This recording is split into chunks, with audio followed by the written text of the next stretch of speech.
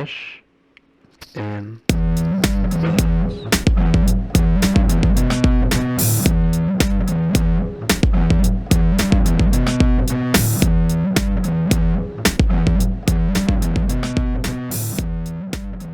All right, welcome back to another episode of Fresh and Buds. I am your host, Tommy Fresh, and you are all my buds. And I am joined once again by a bud, everybody's bud, Mr. Kappolo, aka Andrea Biagi. How are you, my friend? I'm great. How are you, Mr. Tommy? I'm hanging in. It's late here on the East Coast, the Beast Coast. It's about midnight. We're recording a little late, which is a lot of fun. So we're gonna record for how long did you say before this? 3 hours. At Um, least 3 hours. so uh, I don't think I think that maybe if it's 3 hours, I will be asleep and Capola will keep talking. So we'll see if that goes. But we have a very fun episode today coming up for you all. Cappolo knows a little, or I guess a few things about mechanologists and Dash in particular. And Dash seems to be one of the best decks in the format post Dynasty. So we're gonna take a little dive into Dash. We're gonna catch up on what Cappolo's been up to, and yeah, we're gonna answer some listener questions as well. But before we do that, I want to shout out to the Patreon, which you can find in the show notes. I believe it's also patreon.com/freshandbuds. Um, it's a awesome place to help keep the lights on and the mics hot for the Fresh and Buds podcast and the Bud Rush Bellow. And it's very cool. You get a membership card to the Romping Club, which is a Patreon exclusive Discord channel in the Buds Discord. And you also get sticker, a handwritten note from myself, and you also get to get involved with content and as well as access to freshies, which are my little bonus episodes that come out every once in a while when I'm feeling a little controversial and I want to spew some knowledge on the buds out there. But um, yeah, check out the Patreon. It was much appreciated. And also want to shout out to the Bud Rush Bellow, our live show, which is typically on Wednesdays, 9:30 Eastern. I do that with Mr. Viz, aka Gary, aka Waifu Pillow Guy for Viscerai, and it's a lot of fun. Catch that on YouTube, which you can check out the YouTube. If you're listening to this on the YouTube, make sure you like, comment, subscribe. But if you don't, go check it out. And I also want to shout out to Greg, our producer, who is taking a break from producing the show because he and Mrs. Greg had a baby, Evelyn Pearl. So very, very happy and excited for Greg and his family.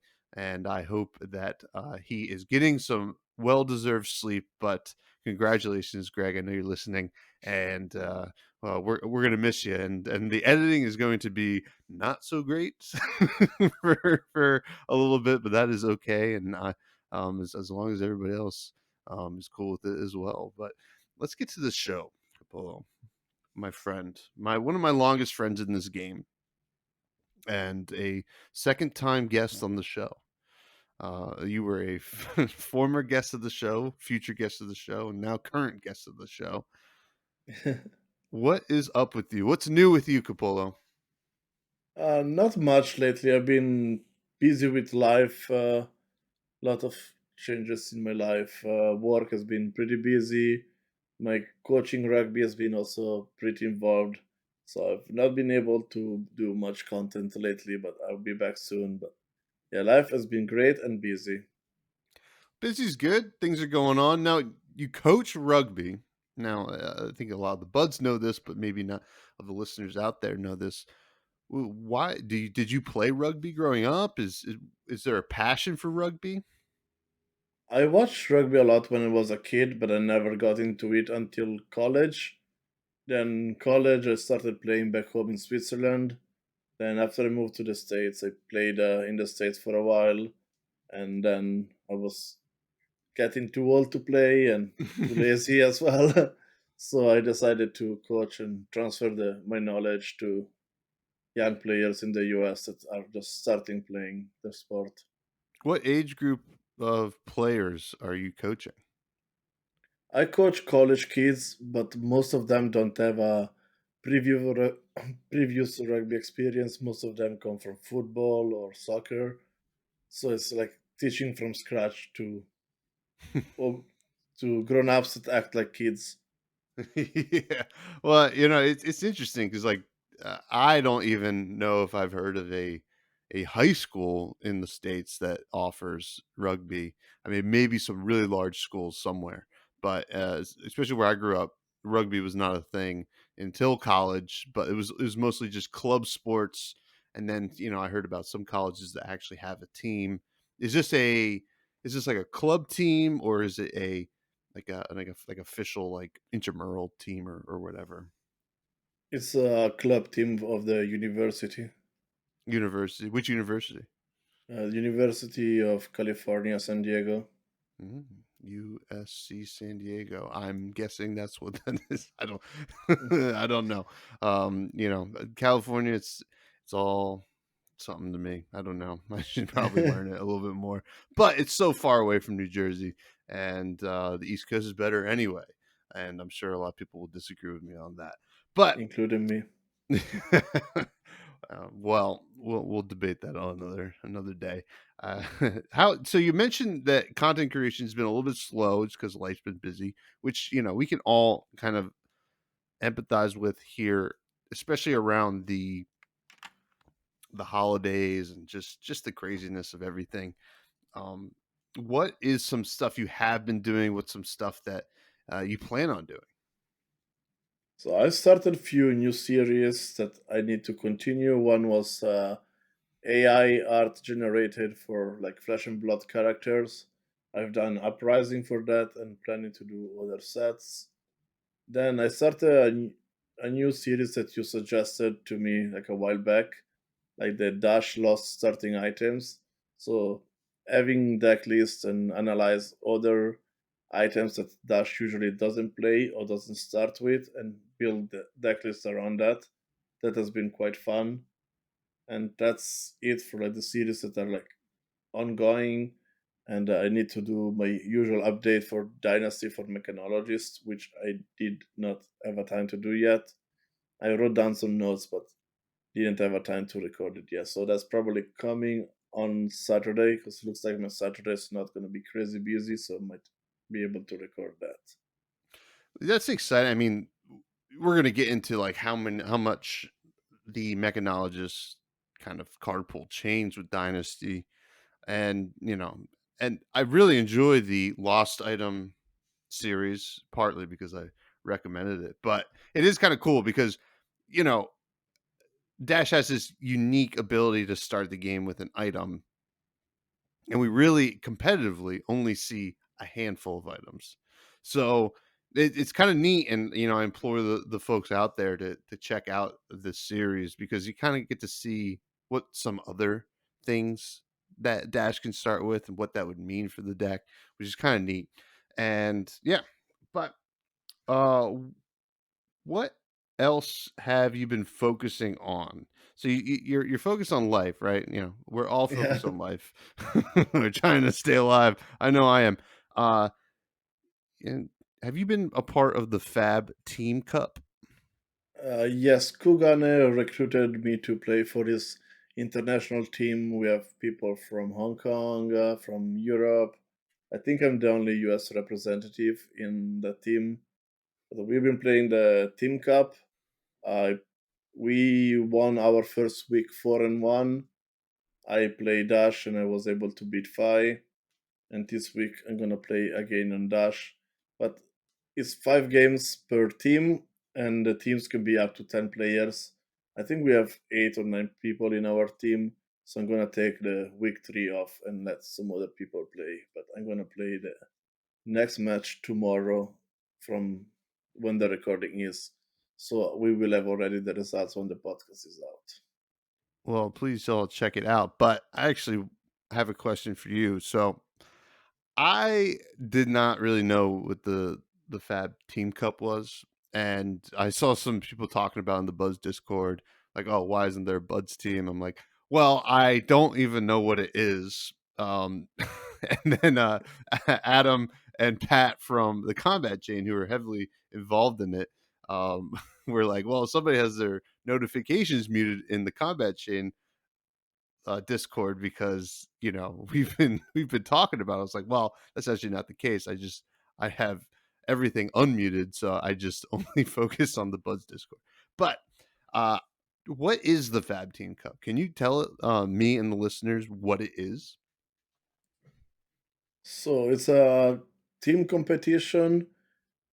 There are 32 teams from all around the world, divided in 8 groups for the first 3 rounds. Then I'm not sure exactly what's happening after that. But each team needs to play 5 matches per week, and each team member has to play a different heroes. So we saw teams playing Azalea, we saw the Assassin, we saw Icelander, so a good amount of Dash, we saw Holdim, Fi, Bravo. So there's a lot of representations of many heroes just because you are forced to play with 5 different heroes per team, which has been really, really cool to watch. Some of the matches have been streamed.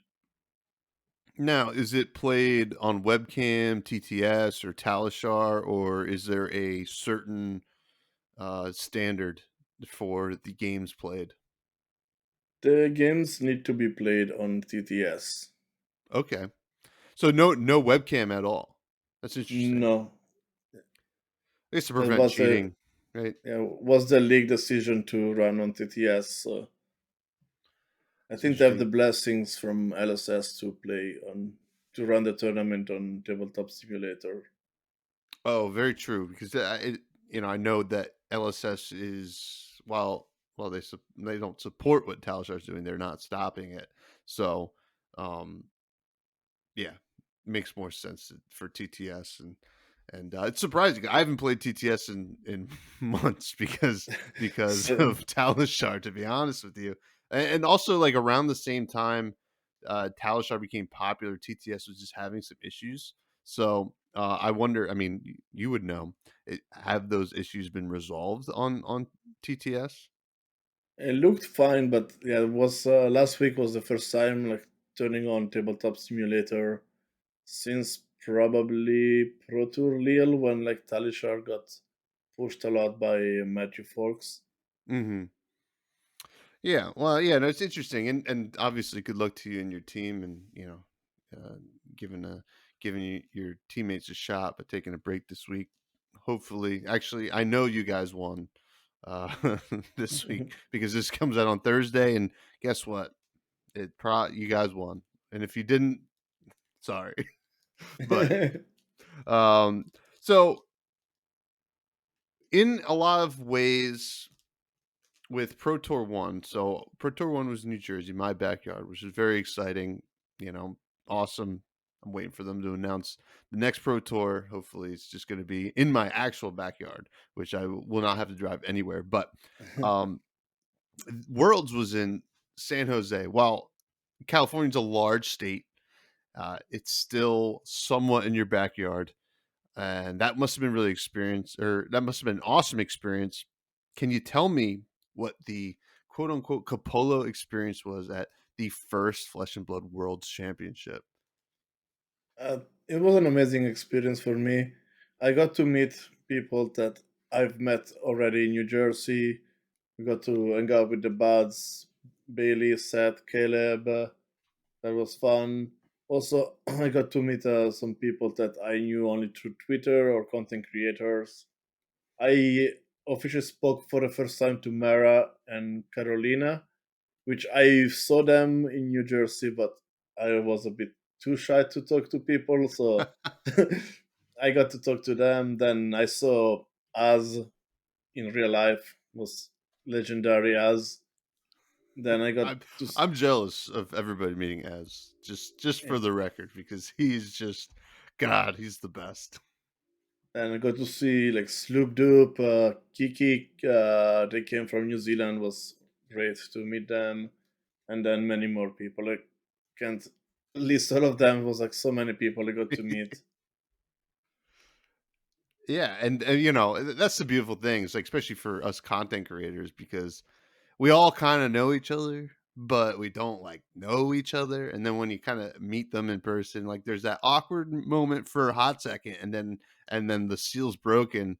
And you know, as long as you're not too shy, all of a sudden you're kind of talking to these people, and you kind of create some really nice bond. You mentioned you got to hang out with some buds. Got to always shout out the buds, John Bailey, Caleb, Seth, many more. I mean, Kugani was there as well, and it looked like you guys were having a good time. Did you guys do anything special like outside of the actual tournament? Not really, besides like going to eat dinner. I guess Well, the banquet was like a bit outside of the tournament on Thursday, and a lot of people were not drinking because they had to play the day after. And everybody got 2 drink coupons, so not many people drinking. I was drinking, and I ended up the night with probably more than 10 drink coupons, and oh my god. the rest is history. Oh my god. Well, I wish I was there. I would have helped you. That sounds amazing. Um, so I've brought this up a couple times now on the podcast, but the venue was probably less than ideal from LSS's perspective. From the pictures, it was a tent. Now, was it as bad as it looked, or how would you kind of surmise the tent situation? It was not as bad as expected. I played in the past was like a limited GP for Magic in the tent, and it was in winter, and it was Mm. like was cold. They left the door open, so cars were like flying everywhere when trying to build your steel deck. So it was not great, but this time overall was quite good because restroom situation was less. Just some portable restrooms outside of the tent was not ideal. But I feel like overall it was a quite spacious venue, so it was really nice. I think we were able to run a lot of events simultaneously, which was good. But yeah, I would have rather played in the actual convention center of San Jose, which is really really nice. Yeah, well, hopefully, I mean, I don't know the ins and outs, the things happening behind the scenes, but I'm sure that will be something that is kind of made a point to not happen in the next worlds. I would hope anyway. I mean, not that it's like the worst, but it's sometimes just nicer to be inside a actual venue, an actual convention like hall. But how did you weren't competing in worlds? You were just competing in the calling San Jose. How did that go? Well, decent, I guess. Did not make day through. Sorry, did not make day two. I went 5-3. I played different hero every single round, which was quite cool. And also, one of the rounds, my opponent pulls out a playmat, and it's one of the ones that I give out at GP New Jersey, Pro Tour New Jersey. Oh, And he nice. said that one of his friends gave to him his playmat when he was starting, and he played always with that playmat. So it was nice, like seeing my playmat in the wild. With the sus bullets on there. None was No. the one was a black and white one, but not with the bullet. Yeah. Well, yeah, 5-3. Were you on Dash? Yes, I was on Dash. Like the hybrid was very similar to the list that won in was Taiwan? No, Singapore. Was Oh, pretty like sim. the Talishar one? Yeah, I was not playing Talishar. I was playing like maybe like 4 or 5 cards difference, but I don't believe that much on playing Talishar in CC. Well, we'll get to it. Maybe you don't need to anymore, or maybe you do. Who knows? Now that sounds like a pretty great weekend. I've said it before in the show, but very very sad I missed it, but I'm glad to hear everybody had a great time, and it's always good when these large gatherings happening, and I'm really excited to see where Pro Tour 3 will be. Hopefully East Coast. I think the rumors are that, but we will see. Now, speaking of making predictions. Last time we had you on, we kind of laid heavy into the fact that you're the Swiss prophet. Now, and for those of you who don't know, Kappolo had made a video a couple months before. Stalagmite was spoiled, and he guessed it basically to a T what Stalagmite would do. So, kind of like the Swiss prophet kind of story started. Now, I want to see if we can make some predictions on this show. And I'm going to ask you a few questions. And I want you to make some like bold predictions, some whatever you feel, whatever is coming from your Nostradamus-esque essence. So Let me grab my crystal ball. yeah, have your seer stone over there. All right. First, what are your predictions for ProQuest Season 3 in January? Let's see. I would say you will get a second place at one of the ProQuests. I want to win so I can go to the Pro Tour. But I mean, know that makes I need to make the prediction as truthful as possible. I'm not gonna give you the false hope that you're gonna win. well, if it was, I mean, hey, I'll take second. That'll feel pretty good, honestly. But it's probably more likely like not even make top 8. But continue. What else? I think the meta game will be probably similar to the Wars meta game, with some dash added to the mix of like the top heroes. And I think in the end, Dash and Briar will take the most living legend points, and Briar will not get to living legend, but it will get really close to living legend. It's sad because I think you're kind of right with the Briar prediction. Because they lower the amount of points you get from ProQuest, so like it's going to take a little bit more like wins. I think it was like I don't know. It's I think it's a guess, but like somewhere in the 20 to 30 range, like actual wins Briar's gonna have to get, maybe even 40. I'm not sure, but that's a lot, and I don't think Briar's necessarily that potent right now. Though I'm seeing some really cool Royal Briars running around. That deck seems fun. It's probably a little bit better in Blitz, but um, with that being said, any changes from the ban and suspended announcement, they'll come, I believe, shortly after the ProQuest season. I will believe there will be no changes. No changes. No changes. Wow. Okay. I think some people are going to be calling for some serious changes, and maybe some cards we'll talk about soon. I'm not sure. Where is the next set taking place? And also, what heroes do you think what classes do you think we'll get in the set? uh, I don't know. My hope is for the Matrix Pits set, Mm-hmm. but I don't know if it's gonna be this one or the next one. Because people were talking about going to Mysteria, but the ninjas can wait. So Yeah, I'll we just had say, 5. yeah. So in Matrix Pits, we'll see mechanologies becoming also a talent, and we will see a mechanologist hero, a brute, and then I don't know.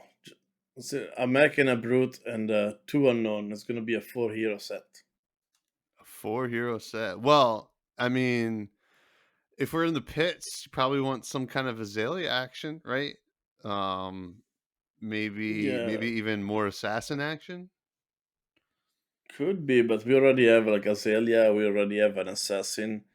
Yeah. So I don't know if like doubling down on the assassin, but I feel like the assassins actually needs a bit of support to be a bit more viable. Mm-hmm. So could be possible that Matrix gets some other assassin, or maybe the brother of Arachne or the sister of Arachne, or who knows. Something like that. Yeah, I mean, it's hard to say, right? I've had a lot of conversations about this. the past couple weeks. One thing, I do want to say shout out to Riley Groff, who we've had on the show, but I saw him at Owl Central Games on Saturday for their 1K this past Saturday. And I was chatting, I was like, what do you think? Because I think a lot of people were betting on the Metrics pits. Mysterious seems too soon for ninjas. And it also seems like maybe coming back to like Solana or like the Monarch storyline might be too soon as well, though they've been posting lore that kind of hints towards it, though it could be just pushing it down the line towards a bigger set. And I don't know. Riley said he thinks the Savage Lands. And that is based on solely, I think, we're due for a new brute. We haven't had one since Monarch. We haven't had a new warrior since Monarch. And it kind of makes sense the warriors kind of go into the Savage Lands, fight the brutes. And we're also due for a new mechanologist, which a new mech could be like the top hat guy from Throttle. He could be like exploring the Savage Lands or something like that. So I like that theory, but you're probably right with the Metrics pits. But we could see like a brute in the pits. I would love that, like a mechanologist brute. It's like a golem or something like that. That sounds awesome, and I would be all about it. Where is the next Pro Tour location? So my hope is in Seattle, because I love to go play in tournaments in that city. I think it's a really nice city to visit. A lot of good food, good tourist attractions. A lot of friends live there. But I predict it's gonna be in Anaheim, California. You think they're coming back to the West Coast so soon after Worlds? I don't know about that, Kappolo. I think the Swiss Prophet might be a little bit off on this one. I think this is coming from a place of bias. I don't know. I think the Anaheim Convention Center is like reasonably priced in respect to some of the other ones that it's more like in the range of LSS budget probably. So I feel like Anaheim could be a good place where maybe not the next Pro Tour, but in the future could be if they want to come to the West Coast. Oh, They for need sure. to come a bit closer to my backyard. I don't want to fly. I want to drive to the next event. Yeah, well, I heard a rumor that it's going to be in the New York area again. I don't know what they consider the New York area, because that could be like Syracuse, or that could be Washington D.C., that could be Philadelphia. Niagara Falls. Yeah, yeah. I don't think it's actually going. New York City is a very hard city to actually have a convention in. They do it for Comic-Con, but they don't really do it for card game things. I mean, not since the 90s to my knowledge. So we'll see. And here's will I ever pull a Fabled? And for those of you who don't know, I've never pulled a Fabled in a pack of Flesh and Blood cards. I've opened a lot of product, probably too much product. And on the Bud Rush Bellow, I'm sorry, I open 1 to 3 packs, sometimes 0 packs, but 1 to 3 packs a week with Gary in my hopes to pulling a Fabled, and I never have. Will I pull one? You will open a Fabled in 2 sets from now. Okay, so the next supplemental set. So we're gonna have a draft set, a supplemental set, and then another draft set. So not this draft set coming. The one after. It's great. Can't wait. So long. Hold out. Only 8 months away, 9 months away. I know. It's probably a July release. Well, those are the predictions. So lock them in, folks. Kappolo has spoken. The Swiss Prophet has spoken. Now, normally I do the fresh faves, but we've had you on after doing the fresh faves. I don't know if we have, but I don't remember. We probably talked at least about some of your favorite cards, but I do want to talk about your favorite cards from Dynasty, since it's so fresh in our minds and we've been opening a lot of it. So, fresh Dynasty faves. First, your favorite hero. We don't have much of a choice. There's Arachne, Yoji, Is that it? Is And there the somebody? Emperor. And the Emperor. So there's 3 choices. Well, I guess that's like the same as any set these days. But who is your favorite? As I pick Arachne, I think it's the only one that is like actually playable outside of UPF or like PvE. Mm-hmm. So I pick Arachne. Have you played much Arachne yet, or are you still waiting? I played a bit against it in CC, and I played a bit of it in Commoner. Is it any good in Commoner? Because I feel like the power level of the cards are in the Majestics. Well, I guess like everything's pretty low in Commoner. Yeah, I think it's fine, but it's still much lower power level than, let's say, an Ira or a Dash Mm-hmm. or Kasai.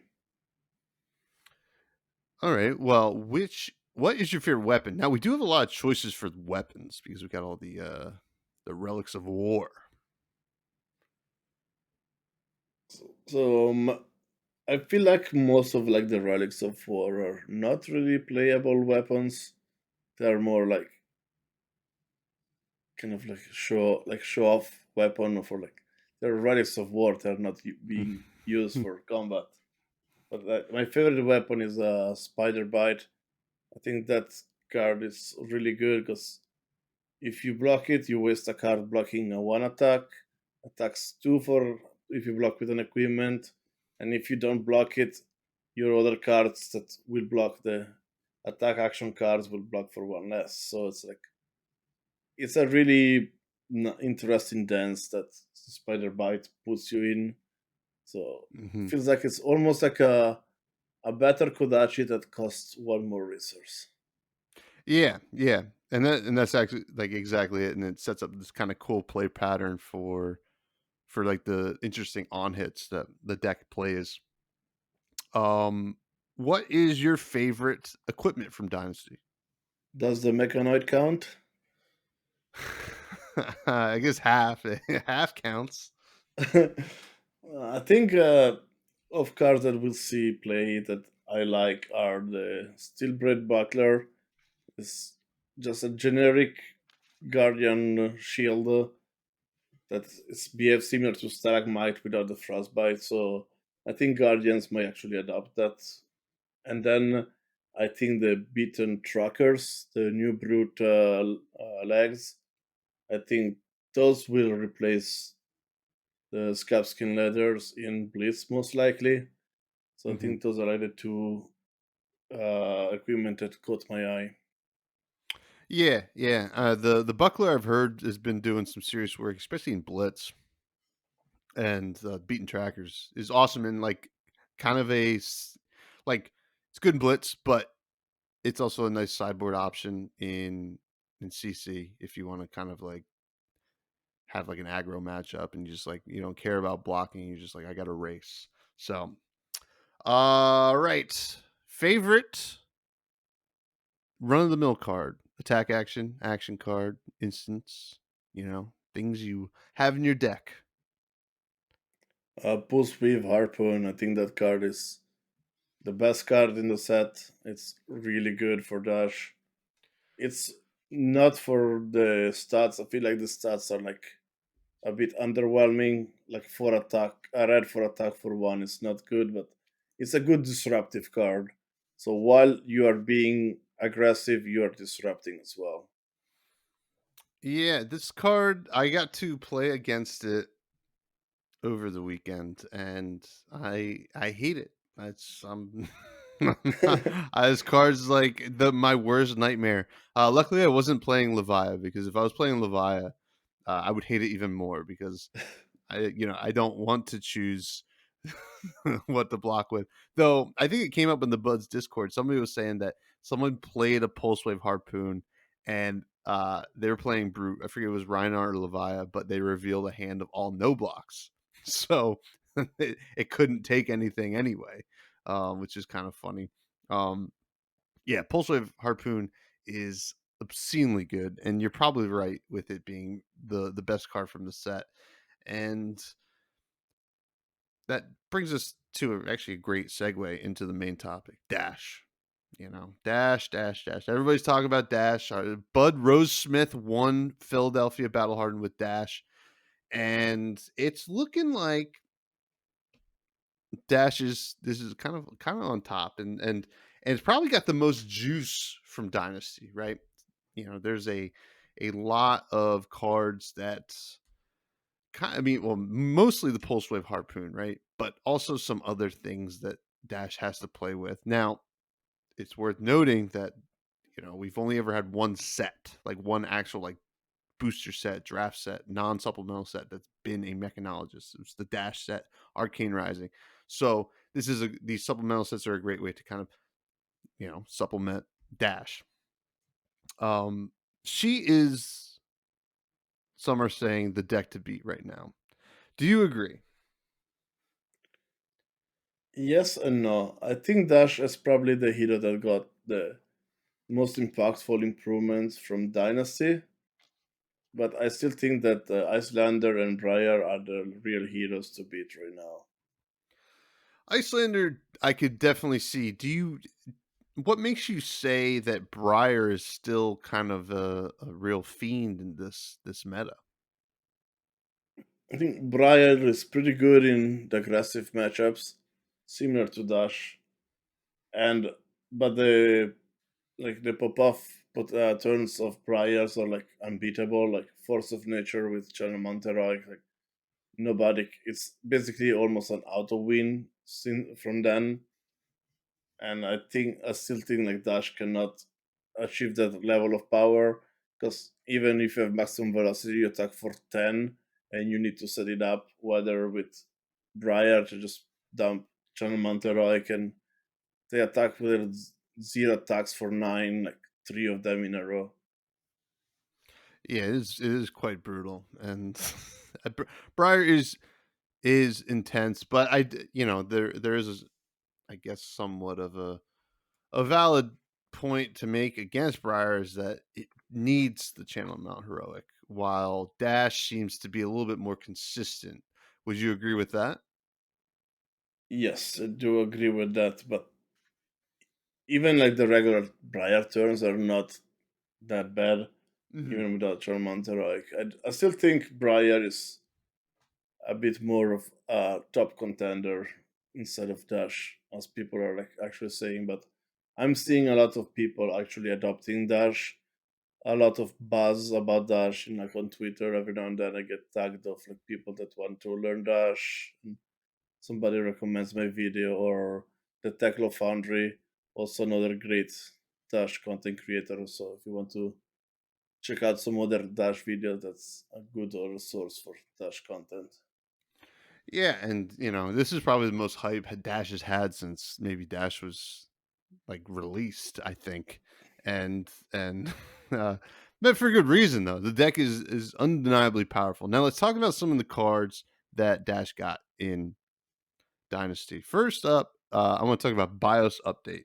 So for those, I'm going to try to remember what BIOS update does off the top of my head. I think it's a 0. It's a red, cost 0.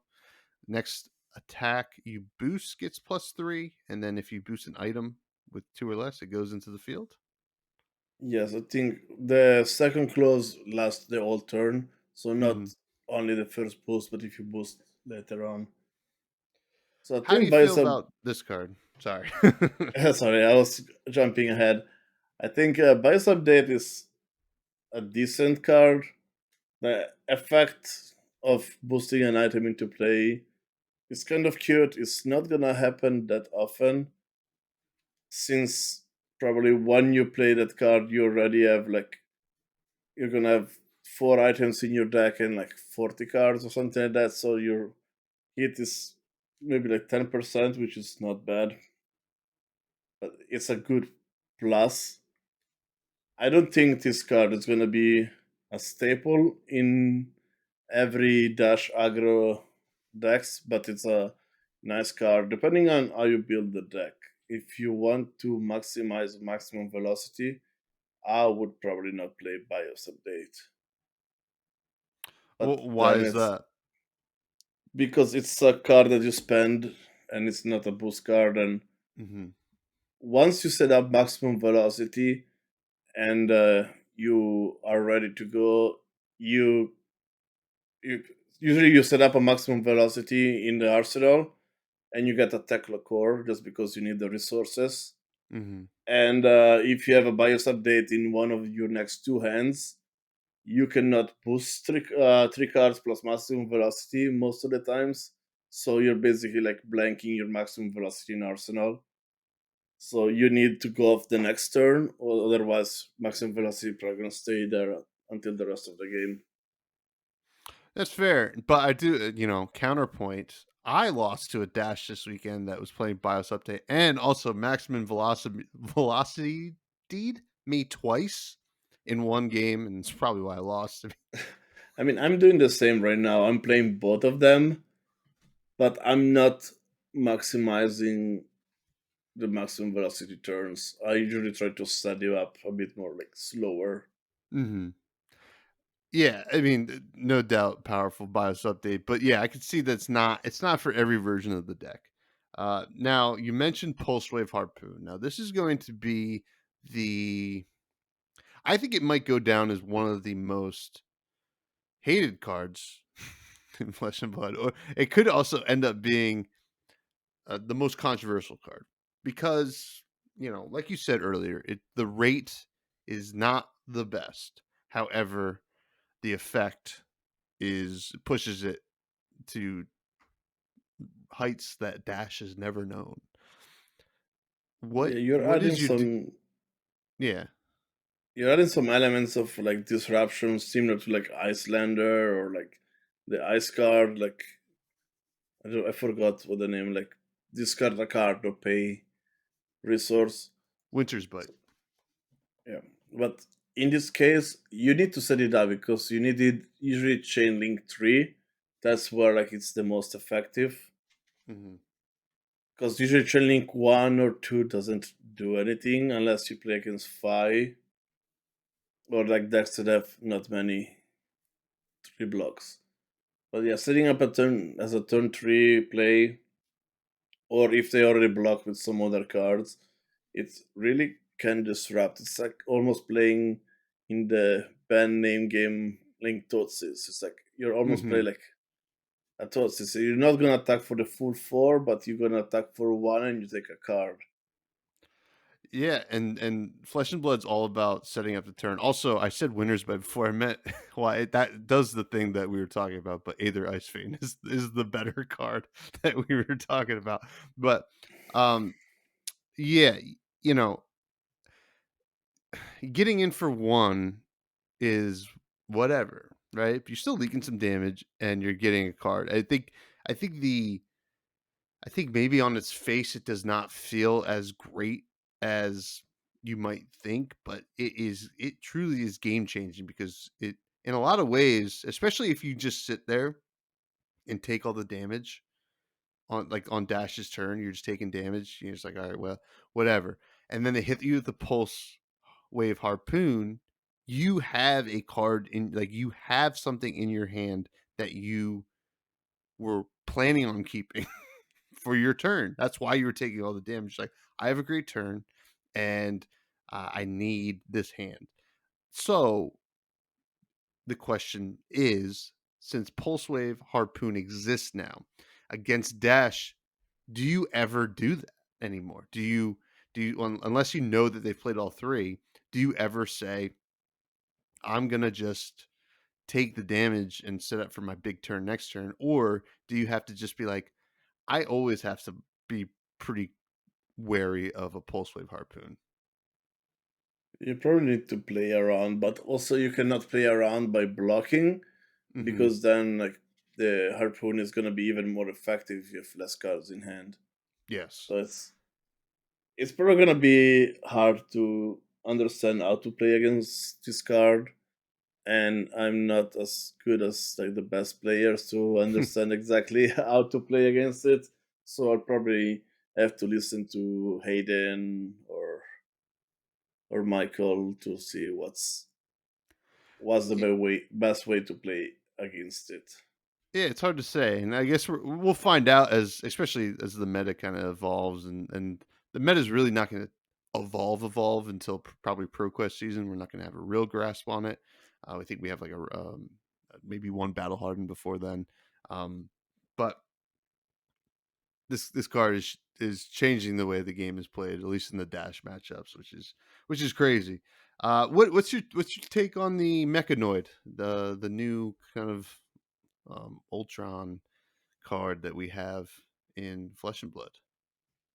I love this card. I think for now it's a meme just because you need to play a lot of bad cards in order to make it work. You need to play with the Wizardtronic Model I, which is just a piece of decoration in most of the matchups. The new like mech arms are just block for one. You have better options for mech arms, and you need to play with hyperdrivers in your deck. Mm-hmm. Which the hyperdriver playing it's fine. It's just you're playing a lot of non blocks in your hand, and you need to survive to assemble this mechanoid.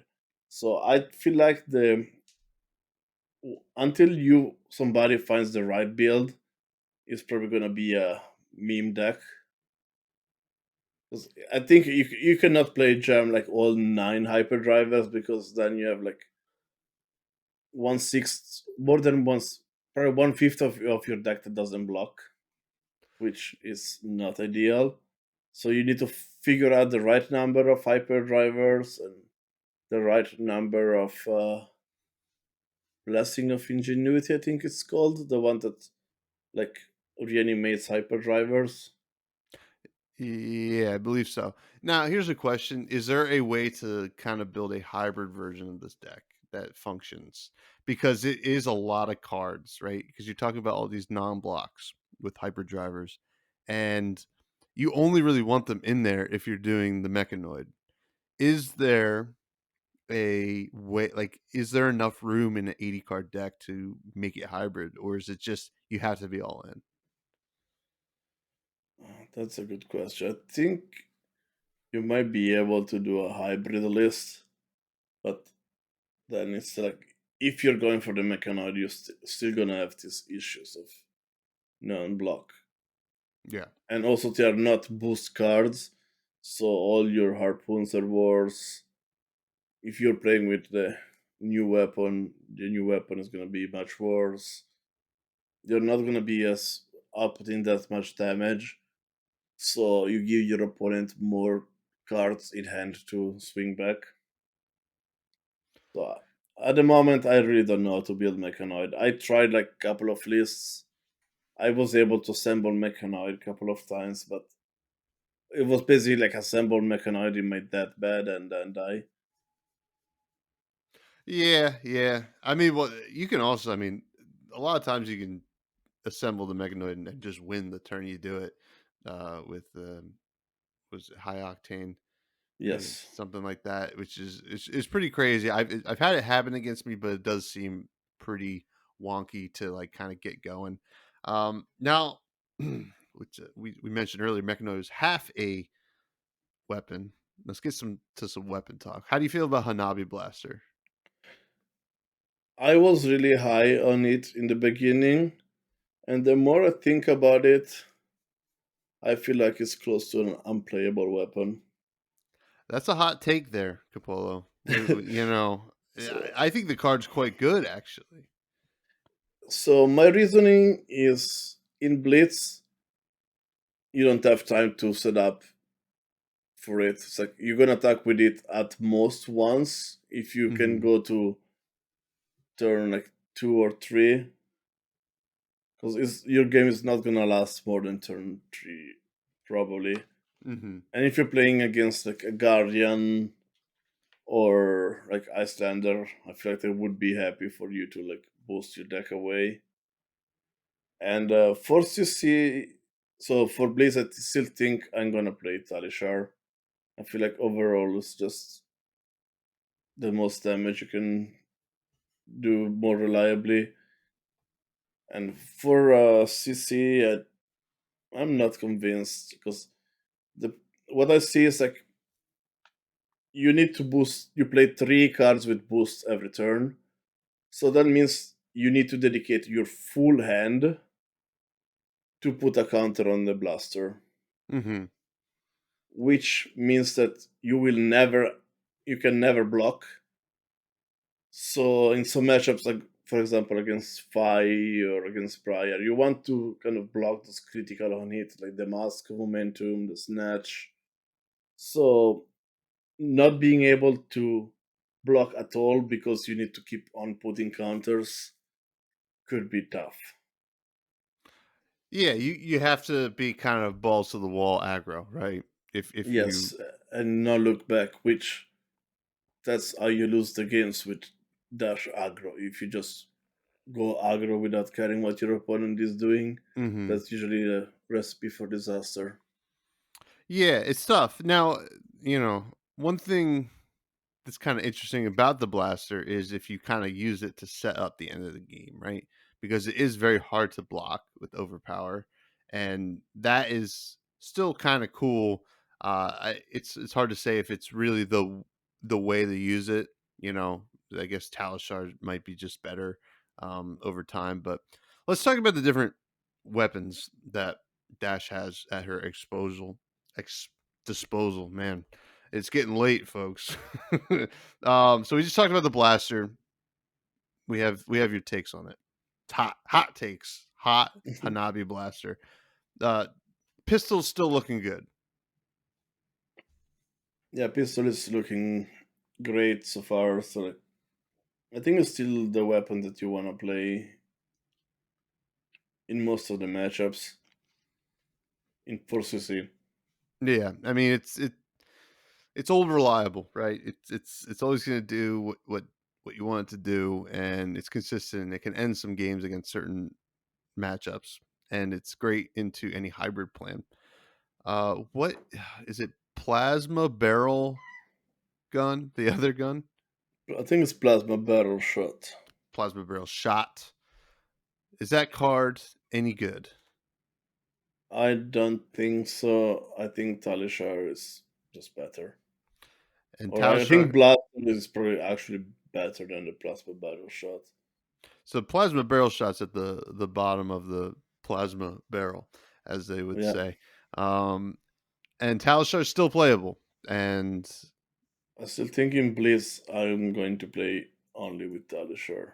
interesting. Well, it makes sense. Got to play Talishar in something, right? It's the only generic weapon in the game. What are the tough matchups and the good matchups for Dash right now? I think Dromai has always been like a rough matchup. Just because on how Dromai is built, it's like you cannot. They have a lot of dragons, similar to like what Prince did with the auras. So you cannot ignore the dragons because otherwise they cover the game. But you cannot look too much at the dragons, otherwise you lose the game because you're gonna run out of cards.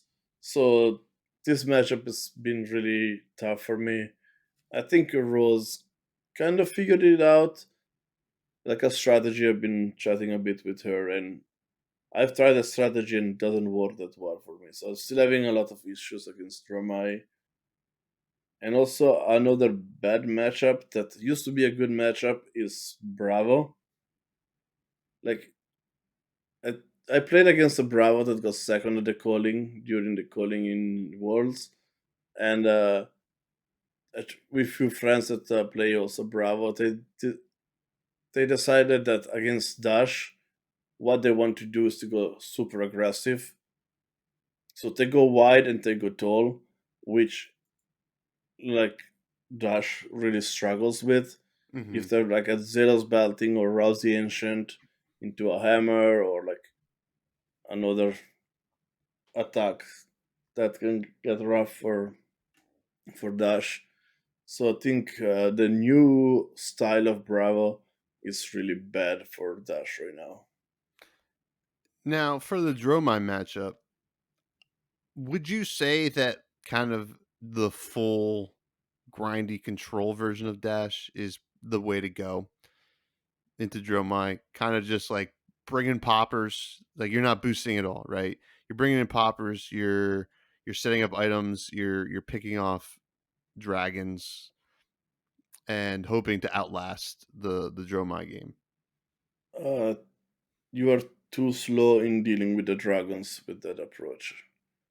At least in my experience, but I don't have like hundreds of games of experience, so it's a really limited and small set of games that I had that I tried to go the control route, but I felt like I was too slow.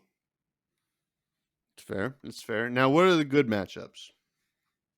I think probably one of the best matchups is Hold'em. It's been always a good matchup for Dash, and like the just bring in all defense reactions and go pistol plan. Hold'em cannot really get through that.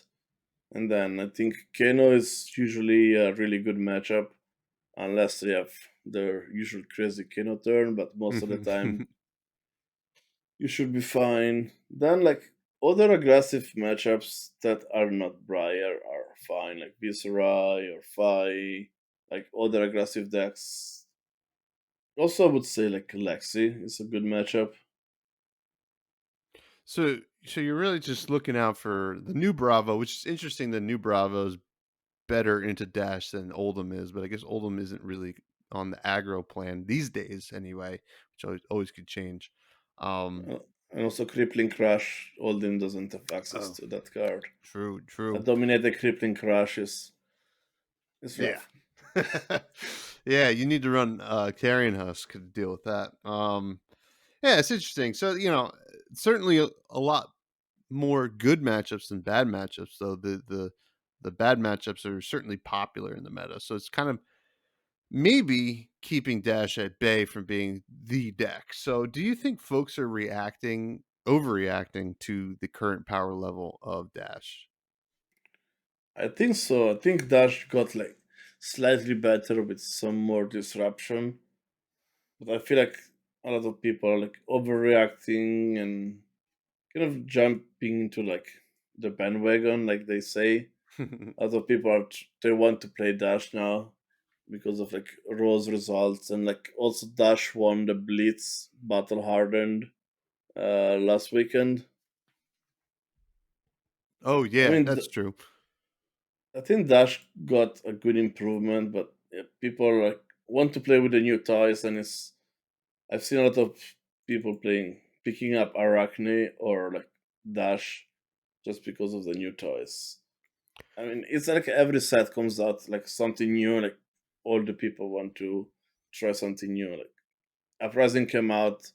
Oh, I want to try out Five, so I just like went into like I play Five for like a month, and then it's like okay, I'm done. I'm going back to playing Dash, and I feel like this effect is probably gonna be the same. People want to try out Dash, and then they go back to their own hero. Well, new toys are fun. New toys are definitely fun. That's why I'm playing with some of them myself. Not Dash, but are you worried that she's going to get hit by ban suspended? Now you predicted there would be no changes, so I'm guessing you aren't too worried. No, I mean, I don't think what would you hit from Dash like the Pulse Wave Harpoon? It's like it's the only good card that came out for her since Plasma Purifier. Yeah, yeah. And it's not. I'm I mean, it's a disruptive card. But it's not even like this back breaking and win the game. It's just like I'm gonna disrupt you for one turn and let's yeah, play. yeah. I'm probably with you. I don't think anything will get hit. Just because I want Pulse Wave Harpoon to get hit doesn't mean it will. Um, are there any untapped like potential cards in the Dash card pool that people aren't really using right now? Maybe they could still be used. I mean, as mentioned before with my series about the forgotten Dash starting items, which some items have good promise, like Convection Amplifier. I think has a good promise to actually be a decent card, a starting card. From the new card, I think maybe with Plasma mainline could be a nice card to add to start with or like play with, just because all of your good hate cards come in with an extra counter. So Signal Jammer stays in for 3 turns instead of two, Mm. or Dissolution Sphere the same, or Dissipation Shield blocks for one extra. So if you want to play a bit more with like your items, like try to set up the items and turtle behind your items. Maybe Plasma Mainline could be a nice way to build around, but I've not experimented with it. I might in the future for my series. We'll see. It does sound like you could kind of make a really cool like utility belt deck. You know, all these like neat tools, like a toolbox deck, to kind of maximize value with the plasma mainline. But yeah, you're probably right. Not a whole lot that would make it that great, but as we get more cards in the card pool, I'm sure it'll look good. But that was the main topic. We're going to get to some listener questions. As always, you can submit listener questions for the show in the Buds Discord, which we all hang out in, which is available in the show notes below. But let's get to some questions. Are you ready, Kappolo? I'm ready. First, we have a question from our dear friend Sigma, who a big brute player, big Levi player, but is asking some questions about mechs. Have you thought about a possible CC mech hero that would be an alternative to Dash and be very different in what it can do? So I've not really put too much thought into that. I really hope to have like a new mechanologist in the future, maybe when we visit Matrix. But I think the new hero should be very different from Dash. Like we saw, the Rue Blades are like all different between each other, even caring about similar mechanics, or all like even Reiner and Livia they care about the six, but in a very different way. Mm-hmm. So what I think maybe is like Dash has a lot of focus on item because you have starting item that is embedded in the hero. You have the specialization to actually tutor for an item. So I feel like maybe the new hero would have some more interaction with the boost mechanic more than the items. I don't know, maybe the first time you boost the turn, you get a resource, or you get, why not, some special token item or something like that that lets you do something crazy, like maybe put a card from the banish zone into the bottom of your deck. I don't It'd be kind of cool. I mean, it would help with the straight boost plan. Yeah, I mean, know. I wouldn't put it on the first boost. I would like put it like Hanabi Blaster, right? You got to boost or play 3 boost cards, and then you get the counter because a resource on the first boost sounds insane. Yeah, or like at the third card you boost, it goes on the bottom of your deck when the combat chain closes. That sounds kind of neat. I'm on board with that. And it's like not inherently powerful.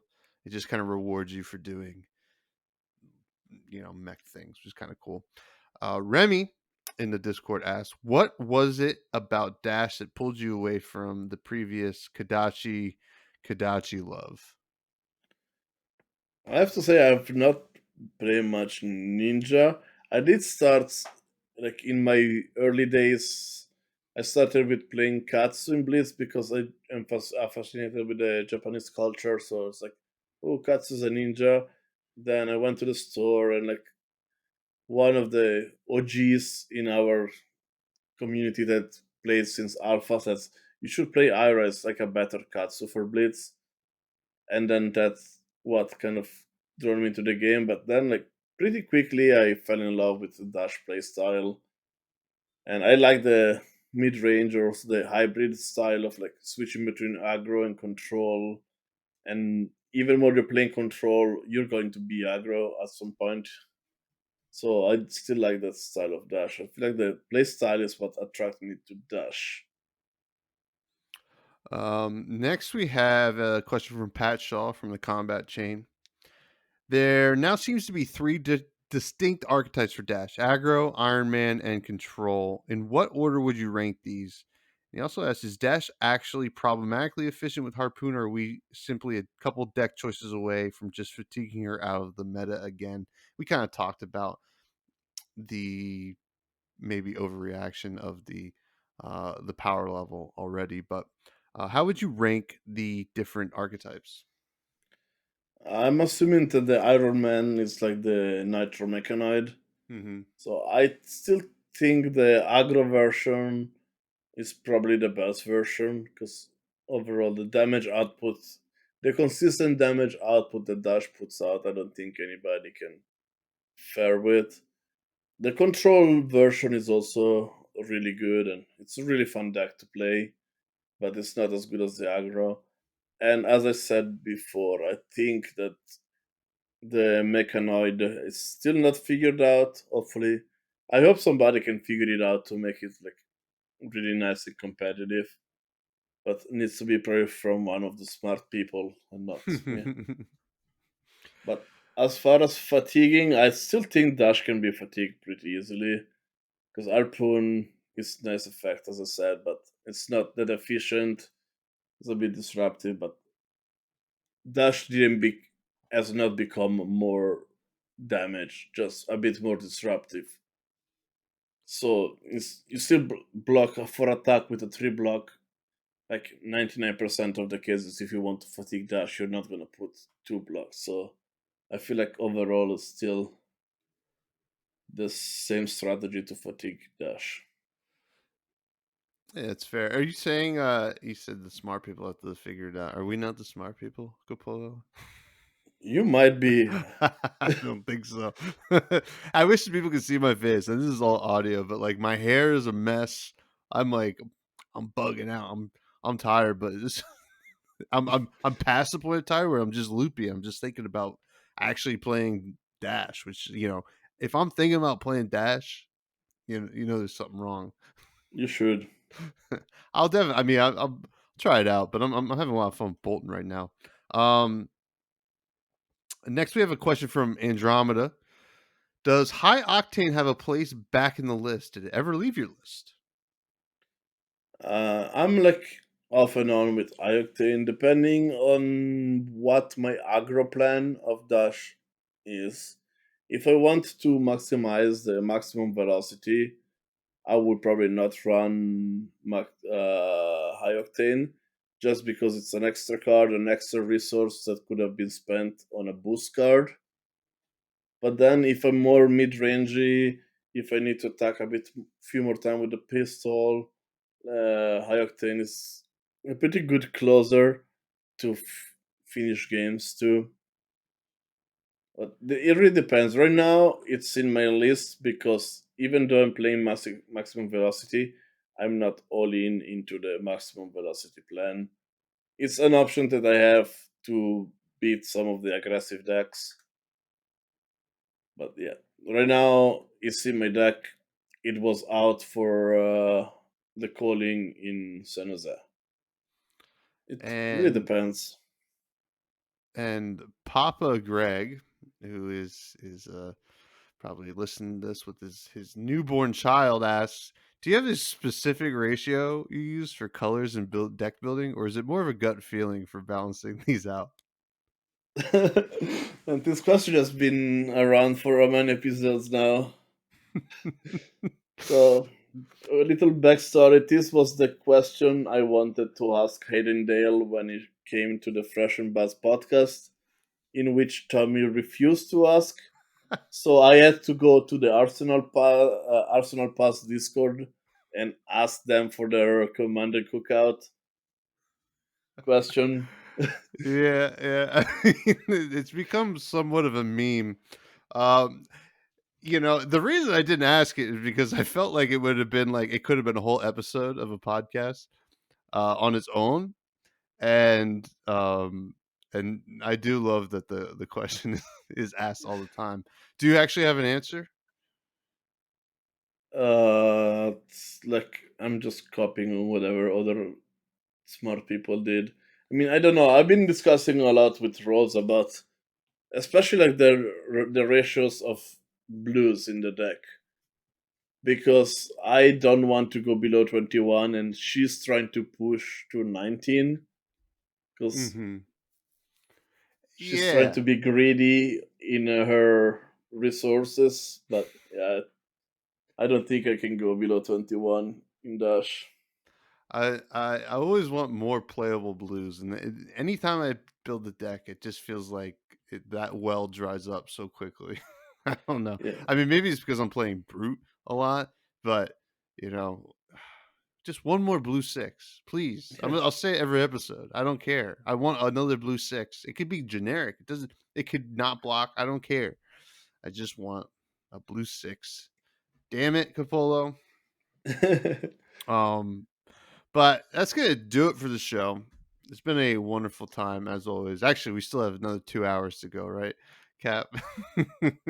Only an um, hour and 45. yeah, 45.